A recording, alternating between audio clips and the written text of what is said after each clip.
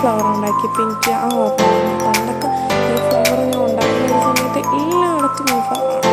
ഇപ്പോഴത്തെ നോക്കിയാൽ ഈ ഫ്ലവർ എൻ്റെ സ്റ്റഡി ടേബിളിൻ്റെ മേലെ ഞാൻ ഉണ്ടാക്കുന്നത്.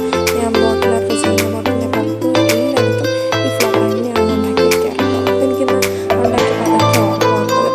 പിന്നെ ഇങ്ങനെ ഇതൊക്കെ ഉണ്ടാക്കുന്ന സമയത്ത് ഇങ്ങനെ ചുമ്മാ ഇങ്ങനെ ഇരുന്ന സമയത്ത് കണ്ടപ്പോൾ എനിക്ക് എന്ത് വീഡിയോ കാണണമെന്നും ഇതില്ല. സമയത്ത് ഇപ്പോൾ ഡ്രസ്സ് ചുമ്മാ